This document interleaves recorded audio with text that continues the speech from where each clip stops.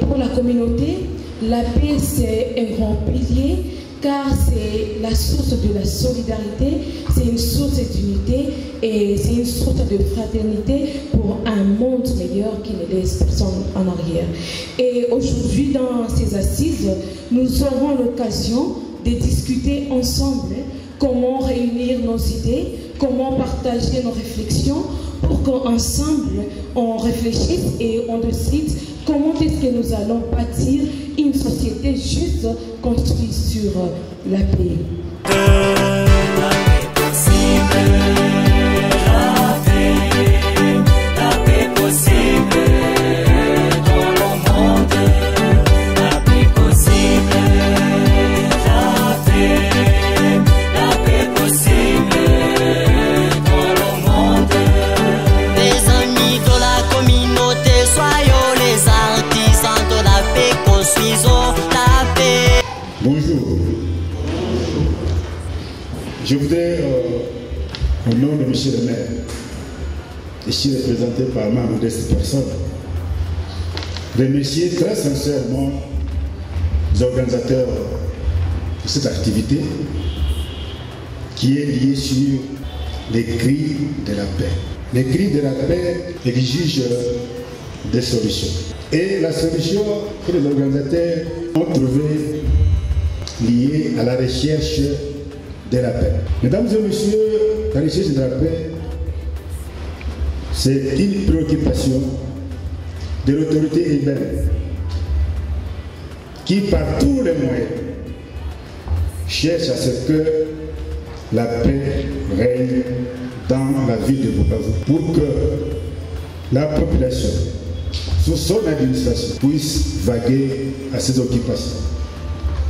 C'est à ce titre, ma présence ici témoigne que l'autorité urbaine est toujours derrière ceux qui cherchent la paix partout où nous sommes.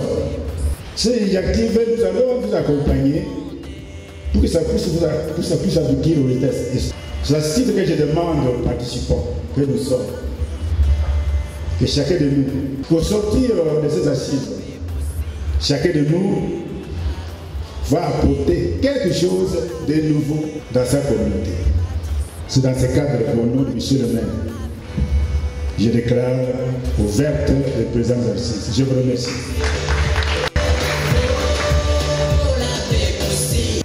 La communauté de Sant'Egidio, dans ses idéaux, rêve d'un monde de paix.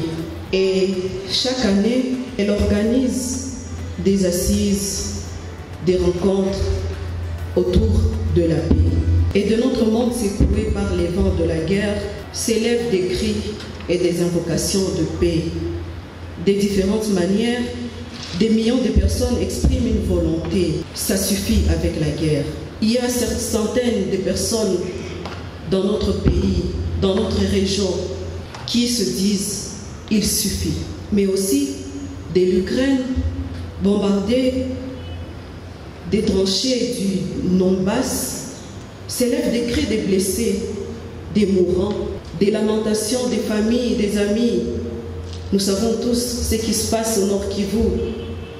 Les mêmes cris de douleur, les mêmes appels à la paix s'élèvent aussi de la Syrie, du Caucase, d'Afghanistan, du Yémen, de Libye, d'Éthiopie, du Sahel, du nord du Mozambique, des dizaines d'autres lieux connus ou inconnus. Tant de cris, tant d'invocations. Mais qui écoute ces voix? Qui écoute les voix de ceux qui ne sont plus là? Le bruit et l'indifférence sont les moyens de faire taire les vivants et les morts. Les voix des morts, dont on ne connaît souvent même pas le nombre réel, sont étouffées. La plainte des blessés, des souffrants, des affamés, des réfugiés, des déplacés.